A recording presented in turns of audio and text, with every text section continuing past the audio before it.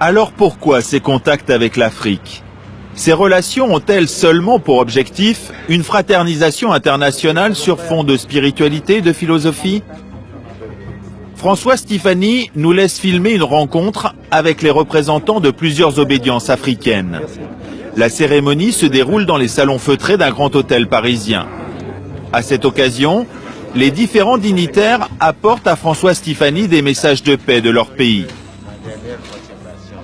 Là, c'est le représentant de la Grande Loge du Burkina Faso qui apporte une enveloppe. François Stéphanie nous expliquera plus tard qu'il s'agit d'une invitation pour une cérémonie religieuse. Le grand maître glisse l'enveloppe dans la poche de son tablier. Le défilé continue. Le frère qui se présente maintenant n'est pas n'importe qui. Nous recevons le très respectable frère Jean-Dominique Okemba, représentant du grand maître de la Grande Loge du Congo. Jean-Dominique Okemba est le bras droit du président du Congo-Brazzaville, Denis Sassou Nguesso. Il apporte un message de son président qui est aussi le grand maître de la Grande Loge du Congo. François Stéphanie est content d'insister sur l'amitié qui le lie à l'Afrique. C'est une missive, donc, comme on voit le très respectable grand maître Denis Sassou Nguesso, qui est par ailleurs donc président de la République du Congo-Brazzaville, et qui vous donne la nature des préoccupations que l'on partage avec nos frères africains, dont vous avez pu voir que la chaleur n'est pas feinte et que nos relations n'ont rien d'ambigu.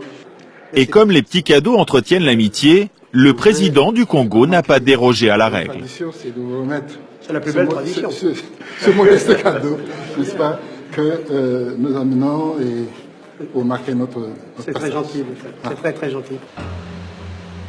Il y a quelques années, la Grande Loge nationale française a carrément loué le palais des festivals à Cannes pour une montée des marches inédite. En guest star, des présidents africains francs-maçons.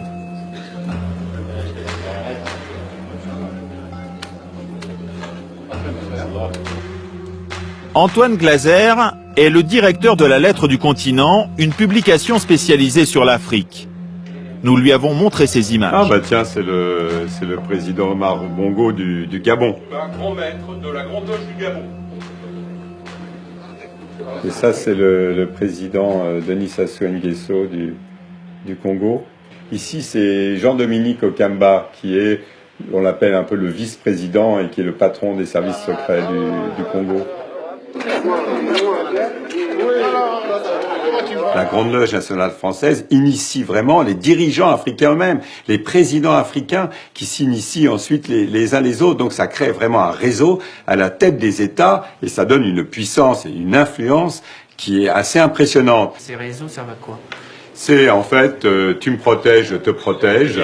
Lorsqu'il y a des contrats, si tu es frère, un fils de lumière, ou si tu es dans une loge, ou si tu es dans mon obédience, si tu es un frère, tu auras le contrat. Mais à la Grande Loge nationale française, on réfute cette réputation d'affairisme qui colle à l'obédience. On m'a invité à l'Élysée, j'ai dit ça.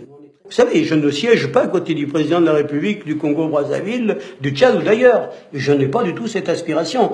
On n'a pas cette vision colonialiste. C'est terminé. Mais quel que soit le leadership, nous devons au contraire les aider à devenir eux-mêmes. À chaque fois, il faut les aider à devenir eux-mêmes. On considère aujourd'hui que la franc-maçonnerie compte 4 millions de membres dans le monde, toutes obédiences confondues. Sa force, le culte du secret et son réseau d'influence. Cette puissance est d'autant plus grande qu'elle est occulte. Comment peut-on la mesurer? Puisque vous ne savez pas quand vous parlez à qui vous parlez.